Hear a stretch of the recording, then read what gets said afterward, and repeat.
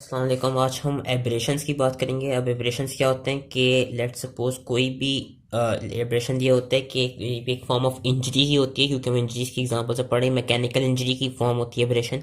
Abrasion तब होता है कि लेट्स सपोज इसके मैं एग्जांपल ऐसे दे सकता हूँ कि जब भी आपकी स्किन जो है वो किसी रफ सरफेस से मतलब रगड़ हो ना, उसकी कोई यूं जोर से कोई रगड़ा है उसको, रब हो उस रफ सरफेस से, प्रेशर पड़े उस पर, तो वो उससे जो चोट बनती है उसको हम एब्रेशन कहते हैं। उसमें यूजली ब्लीडिंग नहीं होती, क्योंकि वो जब सुपरफिशियल जो सरफेस होती है स्किन की, जो एपिडर्मिस वाला एरिया होता है, सिर्फ वही डैमेज होता है। ओनली टू सम एक्सटेंट थोड़ा सा डर्मिस वाला एरिया डैमेज होता है, और अगर डर्मिस वाला एरिया डैमेज हो तो ही स्लाइट ब्लीडिंग होती है, उसमें इतनी ब्लीडिंग नहीं होती। इसकी एग्जांपल ऐसे भी हो सकती है कि let's suppose, I don't know आप लोग का, लेकिन ये कि इस तरह कभी कभी मैं बाईसाइकिल चलाते हुए अगर गिर जाता था रोड पे, तो वो जो हमारे जो मेरे स्पेशली एल्बोस पे वो जो एक रगड़, जो मेरी जो कोनी होती थी, वो जो रोड से जब रगड़ती थी तो जो चोट तरह की बनती थी, रेड रेड से जो मार्क बनता है, तो उसको हम कहते हैं एब्रेशन। तो इट इज, जिस तरह I said, abrasion it is a superficial injury involving only the outer layers of skin due to application of mechanical force.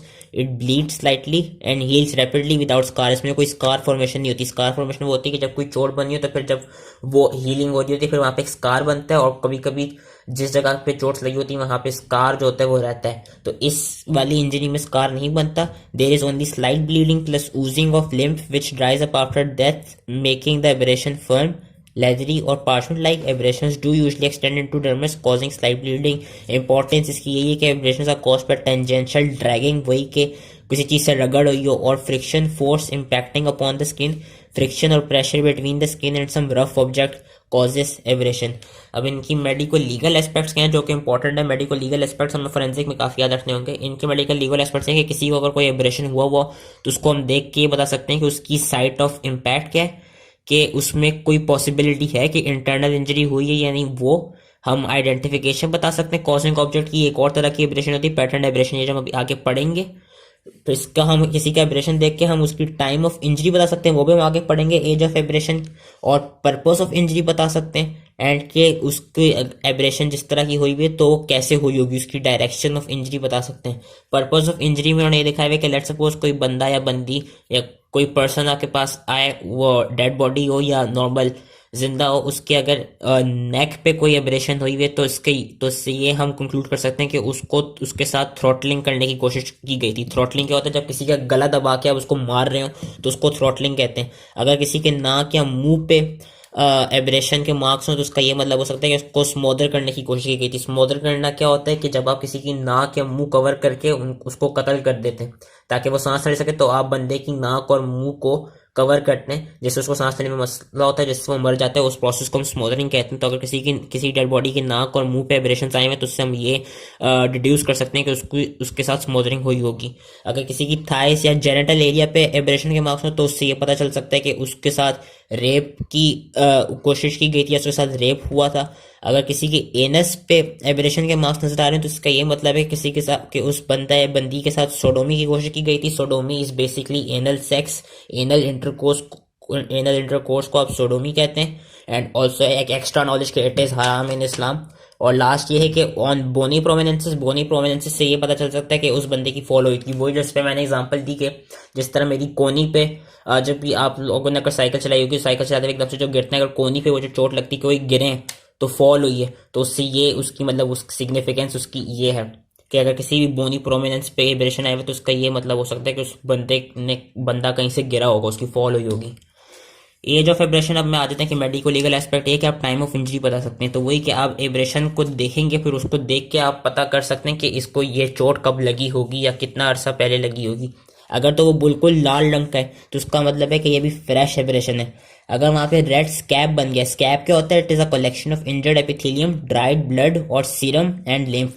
आपने देखा होगा जब भी आपको कोई चोट लगती है तो वहां पे आके थोड़ी देर तक खून निकलता है, फिर उसके बाद खून जमने लग जाता है, और वो एक बहुत कह लें थिक थिक सी, बहुत किस तरह समझाऊं, बहुत रफ सी एक वो फिगर सी बन जाती है, मतलब एक कालक कालक सी उस चोट की जगह पे आ जाती है। वो जो कालक कालक सी चीज आ रही होती है, वो जो बिल्कुल कह लें क्या कहते हैं, क्रैक्ड सी नहीं स्किन टाइप बन जाती है कि जब चोट लगती है, चोट बनने के बाद फिर एक कालक सी वहाँ पे थिक सी स्किन आ जाती है, उसको हम बेसिकली स्कैब फॉर्मेशन कहते हैं, फिर उसके बाद ही जाके हील होती है।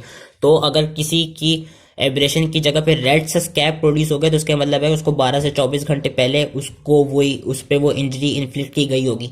अगर किसी का रेडिश ब्राउन स्कैब है तो यानी उसको 2-3 डेज होगा। किसी की स्कैब ऐसा है कि किसी की एब्रेशन ऐसे कि उसकी पेरिफेरल यानी उसकी साइडों में से हीलिंग शुरू हो गई है तो उसको एसेप्टिक एब्रेशन कहेंगे, और उसको 4 to 7 डेज हो गए होंगे उस इंजरी को, मतलब उसको इंजरी हुए हुए। और अगर किसी की ऐसे कि उसकी कंप्लीट हीलिंग हो गई है और स्कैब वो जो बनता है वो भी खत्म सेपरेट हो गया तो उसको 10 to 14 डेज हुए होंगे एब्रेशन हुए हुए। फिर हम आ जाते हैं क्लासिफिकेशन ऑफ एब्रेशन। 3 तरह के होते हैं, स्क्रैचेस, ग्रेजेस, इम्प्रिंट्स, प्रेशर और कॉन्टैक्ट एब्रेशन। स्क्रैचेस में स्क्रैचेस तो आई बिलीव हम सबको किसी ना किसी टाइम पे लाइफ में लगे होंगे। स्क्रैचेस यही होता है कि जब भी कोई पॉइंटी चीज से आपको क्या कहते हैं स्क्रैच सा जो पड़ जाता है, स्क्रैच हमेशा लीनियर होता है। वो किस तरह पड़ सकता है कि किसी ने कोई पिन लगाई हो या आपको कोई कांटा लग गया हो या अपना नाखून लग गया हो तो उसके एक स्क्रैच बन जाता है। Scratch scratch it is refers to the linear injury, जिस तरह यहाँ दिखाई हुई भी है, produced by sharp object running across the skin.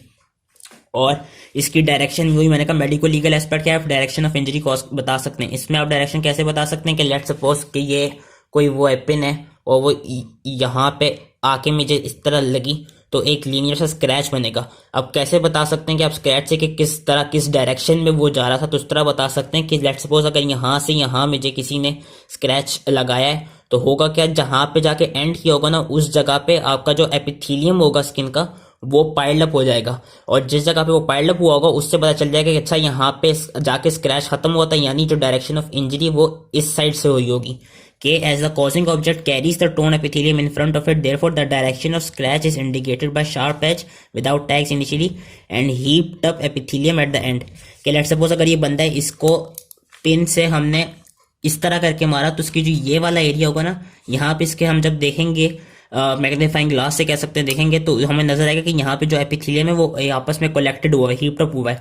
तो हम उसको अगर कोई बंदा है बिल्कुल इस तरह के साथ तो हम उसको ये डिड्यूस कर सकते हैं कि जब उसको इस तरह की चोट लगी होगी तो जो किसी ने अगर कोई पिन या थॉर्न घुसाया भी होगा तो वो इस डायरेक्शन से घुसाया होगा। तो ये बेसिकली एक तरफ से कि मेडिको लीगल इंपॉर्टेंस होती है जो आप किसी भी इंजरीज को देख के बता सकते हैं कि उनकी डायरेक्शन क्या है। दूसरी आ जाती ग्रेज। ग्रेजेस में वही मैंने कहा कि रोड से गिर गए और गिर के जो चोट लगती है उसको हम ब्रश एब्रेशन भी कहते हैं, ग्रेजेस भी कहते हैं, कि refers to injuries produced when a broad surface of skin slides और scrapes against a rough surface like fall on a road and they are usually contaminated with grit. Grit किसे कहते हैं, डस्ट एंड सैंड को। इसमें भी आप direction किस तरह बता सकते हैं, इसमें आप डायरेक्शन इस तरह बता सकते हैं कि अगेन जो एब्रेशन होगा, जो रगड़ लगी होगी तो जहां पे वो एंड हुई होगी वहां पे अगेन एपिथेलियम जो होगा वो हीप्ड अप हुआ होगा और साथ में जो उसके एजेस होंगे ना वो भी साथ में रगड़े हुए होंगे। कि the edges of the wound में ऑल्सो बी डायरेक्ट, और वो डायरेक्ट और उनकी डायरेक्शन किस तरफ होगी, they would be directed towards the end of the wound, जहां पे जाके वो वूंड वो इंजरी खत्म हुई हो। ये ग्रेजेस की थी। लास्ट आपकी है इम्प्रिंट एब्रेशन, या you can call it contact abrasion या पैटर्न एब्रेशन या प्रेशर एब्रेशन, जो कि मेडिको लीगल एस्पेक्ट में भी था कि identification of causing object. Basically जो ये वाले एब्रेशन होते हैं कि ये ऐसे होते हैं कि किसी ऑब्जेक्ट की वजह से हो तो होगा क्या, वो जिस ऑब्जेक्ट से भी एब्रेशन आया होगा ना उस ऑब्जेक्ट के जो मार्क्स होंगे वो आपके बॉडी पे इम्प्रिंट हो जाएंगे। इन्होंने आई नो इसमें जो इमेजेस बनी हुई है वो इतनी सही नहीं क्योंकि वो ब्लैक एंड व्हाइट में दी हुई है। बेसिकली मैं ये बताना चाह रहा हूँ कि लेट्स सपोज किसी को आपने बेल्ट से मारा तो अब बेल्ट से मार के उसको जो चोट लगी होगी ना वो एब्रेशन जो हुआ होगा, तो आपने बेल्ट के अगर लेट सपोज बेल्ट से जो मारा होगा तो बेल्ट का थोड़ी सी जो फिगर होगी वो उस जिस स्किन पे जितने मारी होगी वहां पे वो इम्प्रिंट कर गई होगी, तो उससे हम वो डिड्यूस कर पाएंगे कि हाँ इसको किसी ने बेल्ट से मारा होगा इसलिए इसको ये वाली चोट लगी है।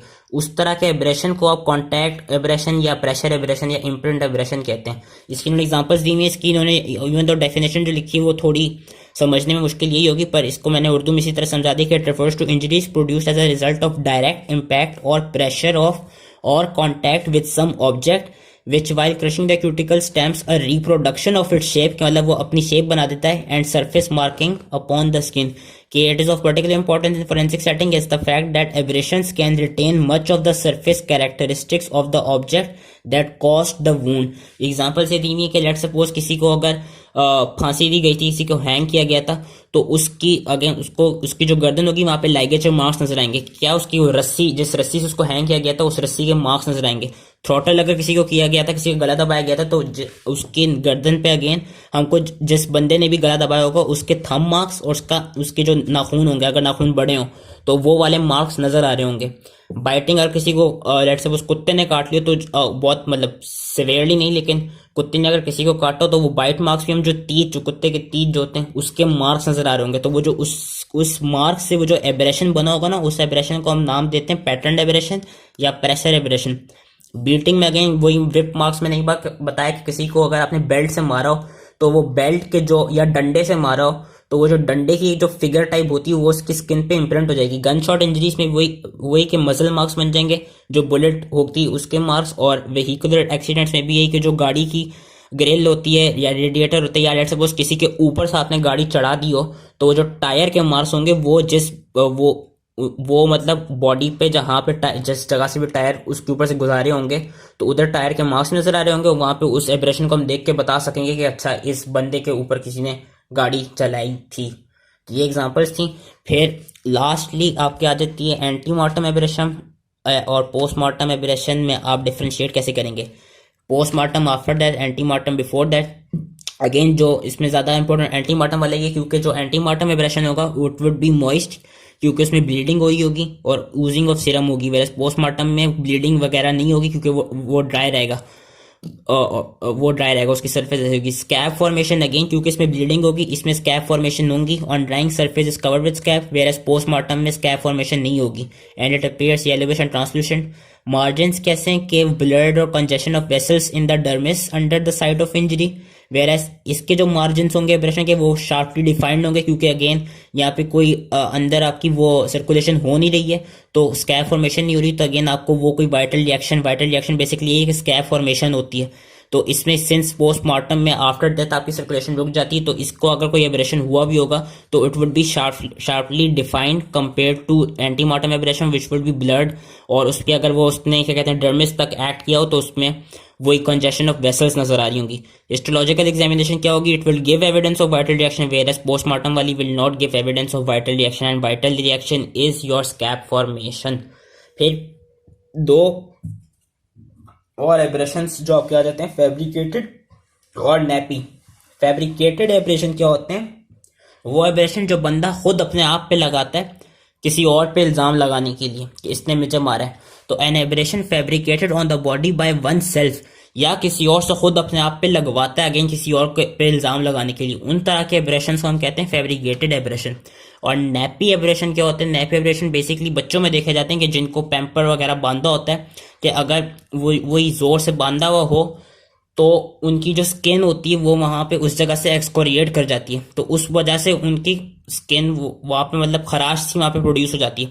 तो उस तरह के जो एब्रेशन होते हैं उनको हम नैपी एब्रेशन कहते हैं। Seen in infants due to excoriation of skin over areas usually covered by a nappy, वही groin and buttocks, and these operations appear yellowish brown and lack ante mortem reaction. ये बस एक extent होती।